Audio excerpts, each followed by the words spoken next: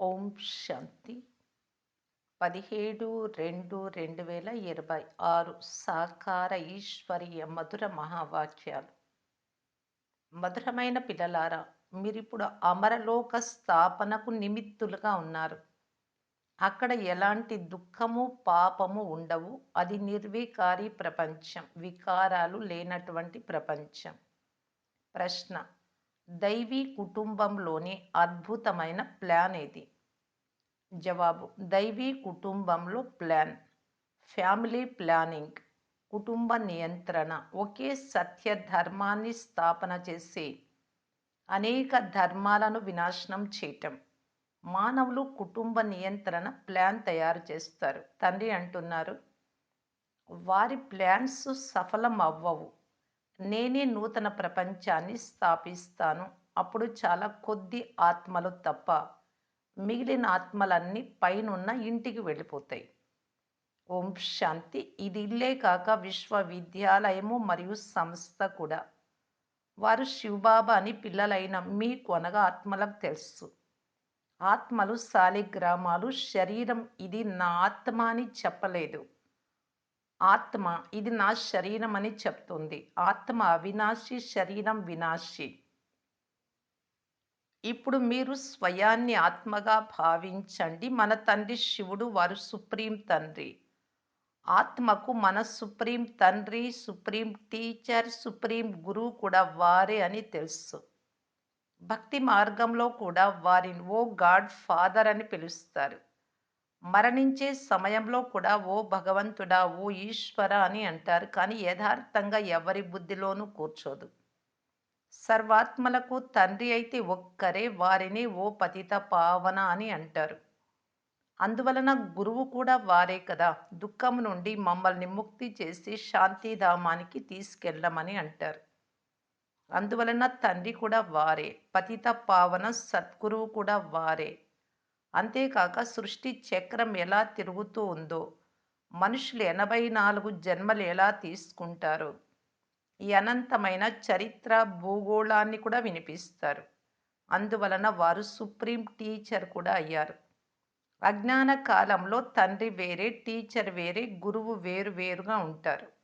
వీరు అనంతమైన తండ్రి, టీచరు, గురువు అన్నీ ఒక్కరే. ఎంత తేడా ఉంది! అనంతమైన తండ్రి తన పిల్లలకు అనంతమైన వారసత్వమునిస్తారు. అక్కడ కూడా ఆ తండ్రి, శరీరానికి ఉండే తండ్రి హద్దు వారసత్వమునిస్తారు. అక్కడ చదువు కూడా హద్దులోనిదే. ప్రపంచ చరిత్ర భూగోళం గురించి ఎవ్వరికీ తెలియదు. లక్ష్మీనారాయణులు రాజ్యాన్ని ఎలా పొందారు? వారు ఎంత సమయం రాజ్య పాలన చేశారు? ఆ తర్వాత త్రేతాయుగంలో సీతారాములు ఎంత సమయం రాజ్య పాలన చేశారు?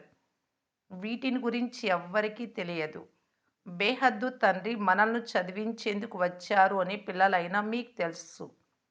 మళ్ళీ తండ్రి సద్గతికి దారి చూపుతూ ఉన్నారు. మీరు 84 జన్మలు తీసుకుంటూ పతితులుగా అవుతారు. ఇప్పుడు పావనంగా తయారవ్వాలి. ఇది తమో ప్రధాన ప్రపంచం. ప్రతి వస్తువు సతో రజో తమోలోకి వస్తుంది. ఈ సృష్టికి కూడా గడువు ఉంది. క్రొత్త నుండి పాతదిగా, పాత నుండి మళ్ళీ క్రొత్తదిగా అవుతూ ఉంటుంది. ఇది అందరికీ తెలుసు. సత్యుగంలో భారతదేశం మాత్రమే ఉండేది. అందులో దేవీ దేవతల రాజ్యం ఉండేది. తర్వాత ఏం జరిగింది? వారే పునర్జన్మలు తీసుకున్నారు. సతో ప్రధానం నుండి సతో నుండి రజో తమోలోకి వచ్చేశారు. ఇన్ని జన్మలు తీసుకుంటూ వచ్చారు.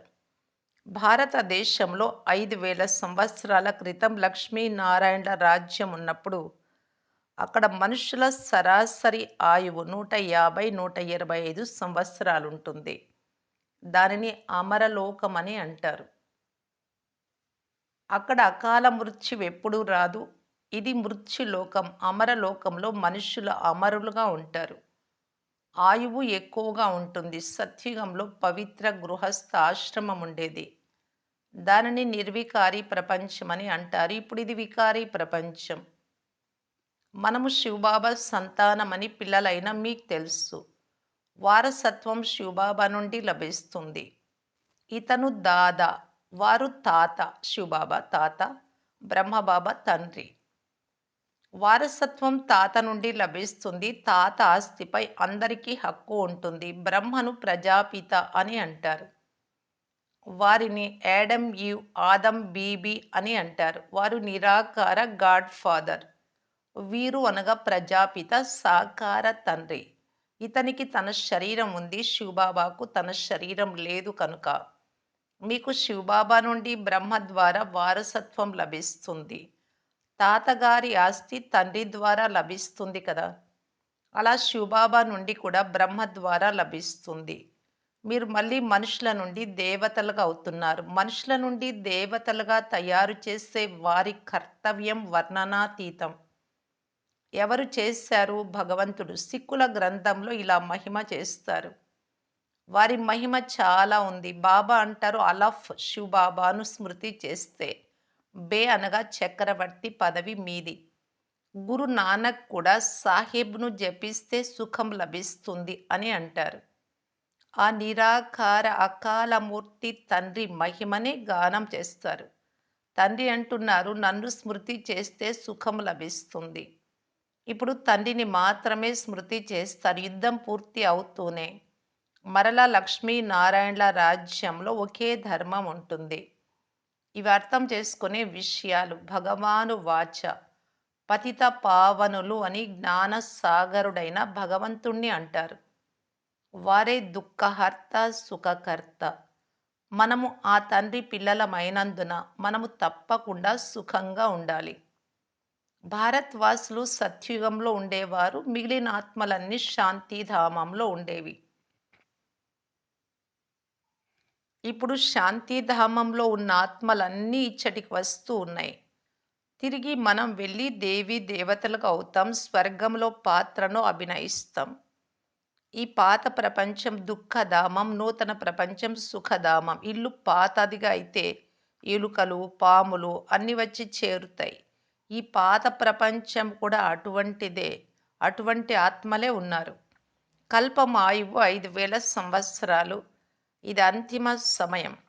గాంధీ గారు కూడా నూతన ప్రపంచం, నూతన ఢిల్లీ రామరాజ్యంగా అవ్వాలి అని కోరుకునేవారు. కానీ ఈ కర్తవ్యం తండ్రి ఒక్కరిది మాత్రమే.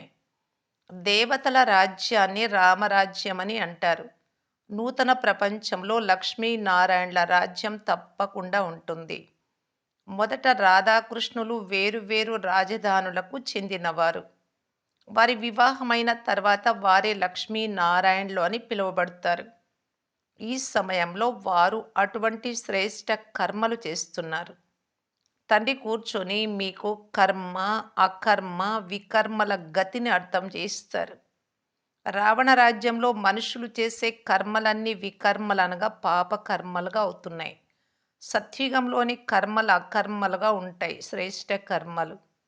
గీతలో కూడా ఉంది కానీ పేరు మార్చేశారు. శ్రీకృష్ణుడు అన్నారు. ఇది పెద్ద తప్పు. కృష్ణ జయంతి సత్యుగంలో జరుగుతుంది. శివుడు నిరాకార పరంపిత పరమాత్మ. కృష్ణుడు సాకార మనుష్యుడు. మొదట శివ జయంతి జరుగుతుంది. తర్వాత కృష్ణ జయంతి భారతదేశంలోనే జరుపుకుంటారు. శివ జయంతిని శివరాత్రి అని అంటారు. తండ్రి వచ్చి భారతదేశానికి స్వర్గ రాజ్యమునిస్తారు. శివ జయంతి తర్వాత కృష్ణ జయంతి జరుగుతుంది. వాటి మధ్యలో రాఖీ ఉంటుంది. ఎందుకంటే పవిత్రంగా అవ్వాలి. పాత ప్రపంచ వినాశనం కూడా జరగాలి. యుద్ధం మొదలైతే అందరూ సమాప్తం అయిపోతారు. మళ్ళీ మీరు వచ్చి నూతన ప్రపంచంలో రాజ్యం చేస్తారు. మీరు చదివే చదువు ఈ పాత ప్రపంచం మృత్యులోకం కొరకు కాదు. మీ చదువు నూతన ప్రపంచమైన అమరలోకం కొరకు. ఇటువంటి కాలేజీ ఏది ఉండదు. ఈ మృత్యులోకం అంతమవుతుంది. బాగా చదువుకొని తెలివిగల వారిగా అవ్వండి అని తండ్రి చెప్తున్నారు. వారు తండ్రే కాక పతిత పావనులు కూడా. వారు చదివిస్తారు కూడా అందువలన. ఇది గాడ్ ఫాదర్లీ విశ్వవిద్యాలయం. భగవాను వాచ కదా. కృష్ణుడైతే సత్యుగ రాకుమారుడు. అతడు కూడా శివబాబా నుండి వారసత్వం తీసుకుంటాడు. ఈ సమయంలో భవిష్యత్తు కొరకు అందరూ వారసత్వం తీసుకుంటూ ఉన్నారు. ఎంత చదువుకుంటారో అంత వారసత్వం లభిస్తుంది. చదవకుంటే పదవి తగ్గిపోతుంది. ఎక్కడ ఉన్నా చదువుతూ ఉండండి. మురళి అయితే విదేశాలకు కూడా వెళ్తుంది. బాబా ప్రతిరోజు పిల్లలు తండ్రిని స్మృతి చేయండి. తద్వారా మీ వికర్మలు వినాశనం అవుతాయి. ఆత్మలో ఏర్పడిన త్రుప్పు వదిలిపోతుంది. ఆత్మ 100% పవిత్రంగా అవుతుంది. ఇప్పుడు అపవిత్రంగా ఉంది అని గమనం ఇప్పిస్తూ ఉన్నారు. మనుషులైతే చాలా భక్తి చేస్తారు. తీర్థయాత్రలకు, ఉత్సవాలకు లక్షలాది మనుషులు వెళ్తారు. ఇది జన్మ జన్మాంతరాలుగా కొనసాగుతూ ఉంది. ఎన్నో మందిరాలు మొదలైనవి నిర్మిస్తారు, శ్రమ చేస్తారు. ఇన్ని చేసినా మెట్లు దిగుతూనే వస్తారు. ఇప్పుడు ఉన్నతమయ్యే కళ ద్వారా మనము సుఖధామంలోకి వెళ్తామని మీకు తెలుసు. మళ్ళీ మనం క్రిందకు దిగి రావాలి. మళ్ళీ కళలు తగ్గుతూ వస్తాయి. నూతన గృహము 10 సంవత్సరాల తర్వాత తప్పకుండా పాతదై దాని వైభవం తగ్గిపోతుంది. మీరు నూతన ప్రపంచమైన సత్యుగంలో ఉండేవారు. 1250 సంవత్సరాల తర్వాత రామరాజ్యం ప్రారంభమైంది. ఇప్పుడు పూర్తి తమో ప్రధానంగా ఉంది. మనుషుల సంఖ్య చాలా పెరిగిపోయింది. ప్రపంచం పాతదైపోయింది. వారు కుటుంబ నియంత్రణకు ప్లాన్స్ తయారు చేస్తూ ఉంటారు. ఎంతో తికమక పడుతూ ఉంటారు. ఇది భగవంతుడి కర్తవ్యము అని మీరు వ్రాస్తారు. సత్యుగంలో 9, 10 లక్షల మనుషులు మాత్రమే ఉంటారు. మిగిలిన వారు తమ ఇంటికి స్వీట్ హోమ్‌లోకి వెళ్లి అక్కడే ఉండిపోతారు. వారి సమయం వచ్చేదాకా. ఇది ఈశ్వరీయ కుటుంబ నియంత్రణ. ఏకధర్మ స్థాపన. మిగిలిన సర్వధర్మాల వినాశనం జరుగుతుంది. తండ్రి తమ కార్యం చేస్తూ ఉన్నారు. వికారాలలోకి వెళ్ళినా పిల్లలు కలగరాదు అని వారంటారు. దాని వలన ఏమీ జరగదు. ఈ ప్లాన్స్ అయితే బేహద్దు తండ్రి చేతిలో ఉన్నాయి. తండ్రి అంటున్నారు, నేను దుఃఖధామం నుండి సుఖధామంగా తయారు చేసేందుకు వచ్చా. ప్రతి 5000 సంవత్సరాల తర్వాత వస్తాను. కలియుగ అంతము సత్యుగ ఆదిలో వస్తాను. ఇప్పుడు ఇది సంగమయుగ సమయం. ఈ సమయంలో పతిత ప్రపంచం పావన ప్రపంచంగా తయారవుతుంది. పాత ప్రపంచ వినాశనం, నూతన ప్రపంచ స్థాపన చేసే కర్తవ్యము తండ్రిదే. సత్యుగంలో ఒకే ధర్మం ఉండేది. లక్ష్మీనారాయణులు విశ్వానికి అధికారులు. మహారాజా మహారాణులుగా ఉండేవారు. ఈ మాల ఎవరిదో కూడా మీకు తెలుసు. పై భాగంలోని పుష్పం శివబాబా. తర్వాత ఉన్న యుగల్ పూస బ్రహ్మ సరస్వతి. ఈ మాల వారిదే. వారు విశ్వాన్ని నరకము నుండి స్వర్గంగా, పతితము నుండి పావనంగా తయారు చేస్తారు. సేవ చేసి వెళ్ళిన వారి స్మృతే ఉంటుంది. అందువలన తండ్రి తెలిపిస్తూ ఉన్నారు, మీరు సత్యుగంలో పవిత్రంగా ఉండేవారు. అప్పుడు పవిత్ర ప్రవృత్తి మార్గం, గృహస్థ మార్గం కూడా పవిత్రంగా ఉండేది. ఇప్పుడు పతితమైపోయింది. కనుకనే పతిత పావన రండి, వచ్చి మమ్ములను పావనంగా చెయ్యండి అని పాట కూడా పాడతారు. సత్యుగంలో ఈ విధంగా పిలువరు. సుఖంలో ఎవ్వరూ తండ్రిని స్మృతి చెయ్యరు. దుఃఖంలో అందరూ స్మృతి చేస్తారు. తండ్రి ముక్తి దాత, దయా హృదయుడు, ఆనంద సాగరులు. వారు వచ్చి అందరికీ ముక్తి జీవన్ ముక్తులనిస్తారు. వచ్చి స్వీట్ హోమ్‌కు తీసుకెళ్ళమని వారినే పిలుస్తారు. ఇప్పుడు సుఖం లేనే లేదు. ఇది ప్రజలపై ప్రజారాజ్యం. సత్యుగంలో రాజు, రాణి, ప్రజలు అందరూ ఉంటారు. విశ్వానికి మాలికులుగా ఎలా ఎలా అవుతారో తండ్రి అర్థం చేయిస్తున్నారు.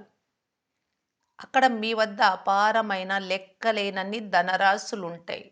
బంగారు ఇటుకలతో నివాస గృహాలు కట్టుకుంటారు.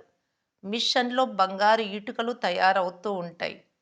ఇటుకలలో కూడా వజ్ర వైఢూర్యాలు పొదుగుతారు. ద్వాపర యుగంలో కూడా ఎన్నో వజ్రాలుండేవి. వాటిని దోచుకొని వెళ్ళిపోయారు.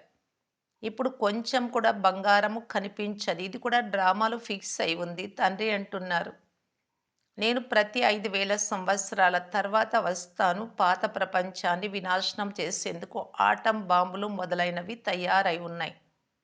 ఇది సైన్స్ బుద్ధి ద్వారా ఎటువంటి వస్తువులు తయారు చేశారు అంటే వాటి ద్వారా తమ కులాన్ని వినాశనం చేసుకుంటారు. అలాగే ఉంచుకునేందుకు బాంబులను తయారు చెయ్యరు. ఈ రిహార్సల్ జరుగుతూ ఉంటుంది. రాజధాని స్థాపన అయినంత వరకు యుద్ధము ప్రారంభం అవ్వదు. అన్నీ సిద్ధంగా ఉన్నాయి. వాటితో పాటు ప్రకృతి ఉపద్రవాలు కూడా జరుగుతాయి. ఇంతమంది మనుషులుండరు.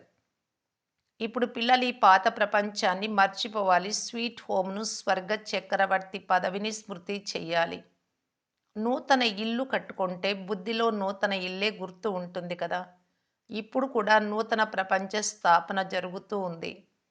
తండ్రి సర్వుల సద్గతి దాత. ఆత్మలన్నీ వెళ్ళిపోతాయి. శరీరాలన్నీ ఇక్కడే సమాప్తమైపోతాయి. తండ్రి స్మృతి ద్వారా ఆత్మ పవిత్రంగా అవుతుంది. తప్పక పవిత్రంగా అవ్వాలి. దేవతలు పవిత్రులు కదా! వారి ముందు బీడి, పొగాకు మొదలైనవి ఉంచరు. వారు వైష్ణవులు. దానిని విష్ణుపురము అని అంటారు. అది నిర్వికారి ప్రపంచం. ఇది వికారి ప్రపంచం. ఇప్పుడు నిర్వికారి ప్రపంచంలోకి వెళ్ళాలి. చాలా కొంత సమయం మాత్రమే మిగిలి ఉంది. ఆటం బాంబుల ద్వారా సర్వము సమాప్తం అవుతుంది అని. యుద్ధమైతే తప్పకుండా మొదలవుతుంది అని స్వయంగా వారికి కూడా తెలుసు. బాంబులు తయారు చేసే వారికి ఎవరో ప్రేరణ చేస్తున్నందువలన మేము వీటిని తయారు చేస్తున్నాము అని అంటారు. తమ కులం వినాశనం అవుతూ ఉంది అని కూడా తెలుసు. కానీ తయారు చేయకుండా ఉండలేరు. శంకరుడి ద్వారా వినాశనం ఇది కూడా డ్రామాలో ఫిక్స్ అయి ఉంది. వినాశనం సమీపంలో ఉంది. జ్ఞాన యజ్ఞం ద్వారా ఈ వినాశ జ్వాల ప్రజ్వలితమైంది. ఇప్పుడు మీరు స్వర్గానికి యజమానులుగా అయ్యేందుకు చదువుతూ ఉన్నారు. ఈ పాత ప్రపంచం వినాశనమై క్రొత్తదిగా తయారవుతుంది. ఈ చక్రం తిరుగుతూనే ఉంటుంది. చరిత్ర తప్పకుండా రిపీట్ అవ్వాల్సిందే. మొదట ఆది సనాతన దేవీ దేవత ధర్మం ఉండేది. తర్వాత చంద్రవంశ క్షత్రియ ధర్మం. ఆ తర్వాత ఇస్లామీ, బౌద్ధ ధర్మము మొదలైన ధర్మాలు వచ్చాయి. మళ్ళీ తప్పకుండా మొదటి నెంబర్ వారు వస్తారు. మిగిలినవన్నీ వినాశనం అవుతాయి. పిల్లలైన మిమ్ములను ఎవరు చదివిస్తూ ఉన్నారు? ఆ నిరాకార శివబాబా. వారే శిక్షకులు, వారే సద్గురువు. వారు వస్తూనే చదువు ప్రారంభిస్తారు. అందుకే శివ జయంతే గీతా జయంతి, గీతా జయంతే శ్రీకృష్ణ జయంతి అని వ్రాయబడింది. శివబాబా సత్యుగాన్ని స్థాపన చేస్తారు.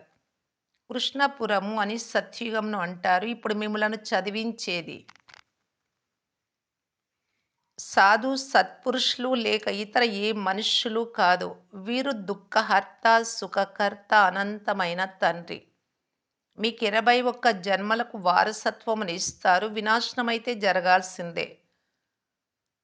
కొంతమందిది మట్టిలో కలుస్తుంది. కొంతమందిది రాజుల వశం అవుతుంది.